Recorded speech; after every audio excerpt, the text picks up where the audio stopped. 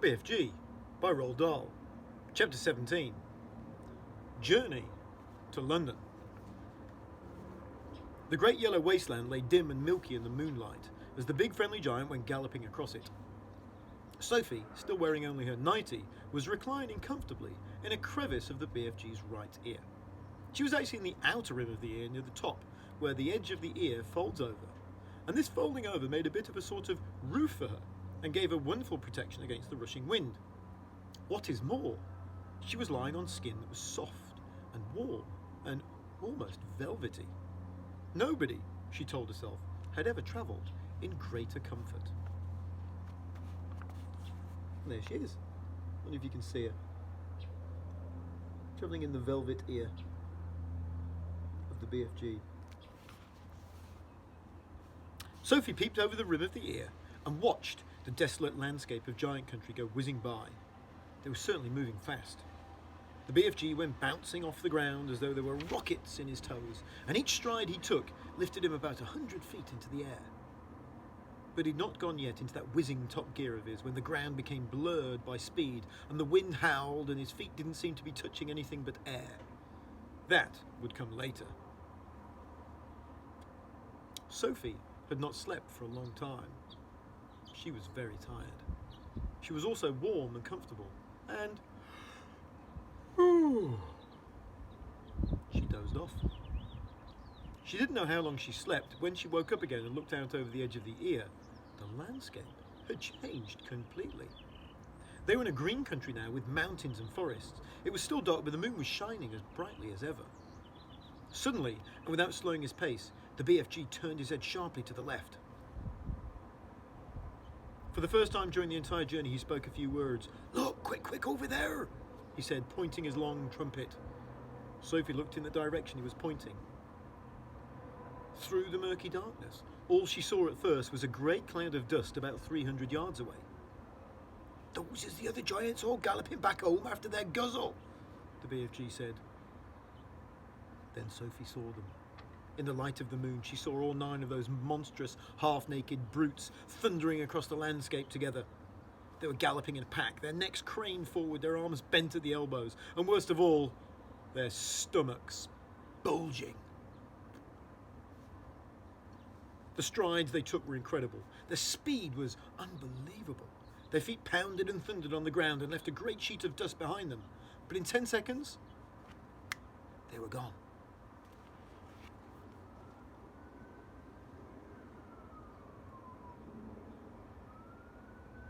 Hideous. Oh, a lot of little girlsies and boysies is no longer sleeping in their beds tonight, the BFG said. Sophie felt quite ill. But this grim encounter made her more than ever determined to go through with her mission. It must have been about an hour or so later that the BFG began to slow his pace. "Oh, he's in England now," he said suddenly. Dark though it was, Sophie could see that they were in a country of green fields with neat hedges in between the fields. There were hills with trees all over them. Occasionally there were roads with the lights of cars moving along them. Each time they came to a road, the BFG was over it and away, and no motorist could possibly have seen anything except a quick black shadow flashing overhead. All at once, a curious orange-coloured glow appeared in the night sky ahead of them. "Oh, he's coming close to London," the BFG said. He slowed to a trot. He began looking about cautiously. Groups of houses were now appearing on all sides, but there were still no lights in their windows. It was too early for anyone to be getting up yet. "Someone's bound to see us," Sophie said. "Oh, never is they seeing me. You was forgetting that I's doing this sort of thing for years and years and years. No human being is ever catching even the smallest wink of me." "I did." "Ah, yes, but you was the very first." During the next half hour, things moved so swiftly and so silently that Sophie, crouching in the giant's ear, was unable to understand exactly what was going on. They were in streets, there were houses everywhere, sometimes there were shops, there were bright lamps in the streets, there were quite a few people about, and there were cars with lights on. But nobody ever noticed the BFG. It was impossible to understand how he did it. There was a kind of magic in his movements. He seemed to melt into the shadows. He would glide That was the only word to describe his way of moving. He would glide noiselessly from one dark place to another, always moving, always gliding forward through the streets of London, his black cloak blending with the shadows of the night. It is quite possible that one or two late-night wanderers might have thought they saw a tall black shadow skimming swiftly down a murky side street. But even if they had, they would never have believed their own eyes. They would have dismissed it as an illusion and blamed themselves for seeing things that weren't there. Sophie and the BFG came at last to a large place full of trees. There was a road running through it and a lake. There was no people in this place, and the BFG stopped for the first time since he'd set out from his cave many hours before. "What's the matter?" Sophie whispered in her under-the-breath voice. "Ooh, well, he's in a bit of a puddle." "You're doing marvellously," Sophie whispered. "Ooh, no he isn't. Well, he's now completely boggled. Well, he is lost." "But why?" "Because we is meant to be in the middle of London, and suddenly we is in green pastures." "Don't be silly. This is the middle of London. It's called Hyde Park. I know exactly where we are." "Oh, you is joking." "I'm not. I swear I'm not. We're almost there." "You mean we is nearly at the Queen's Palace?" "It's just across the road. This is where I take over." "Which way?" "Straight ahead." The BFG trotted forward through the deserted park. "Now stop."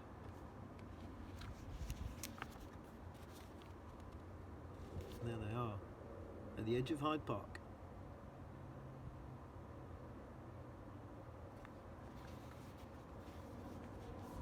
The BFG stopped. "You see that huge roundabout ahead of us just outside the park?" "Oh, I see it." "That is Hyde Park Corner." Even now, when it was still an hour before dawn, there was quite a lot of traffic moving around Hyde Park Corner. "In the middle of the roundabout, there is an enormous stone arch with a statue of a horse and rider on top of it. Can you see it?" The BFG peered through the trees. "Oh, I seen it." "Do you think that if you took a very fast run at it, you could jump clear over Hyde Park Corner, over the arch and over the horse and rider, and land on the pavement on the other side?" "Oh, easy." "You're sure? You're absolutely sure?" "Oh, I promise." "Whatever you do, you mustn't land in the middle of Hyde Park Corner." "Oh, don't get so flustered.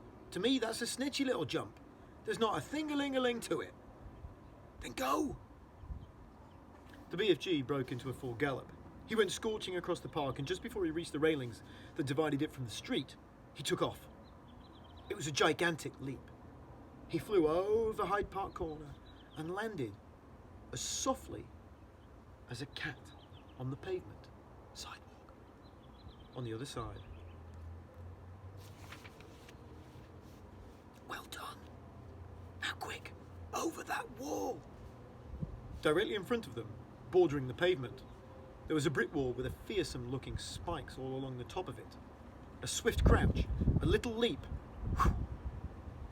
and the BFG was over it.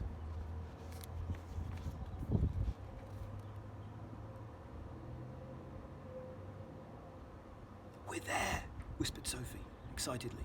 "We're in the Queen's Garden."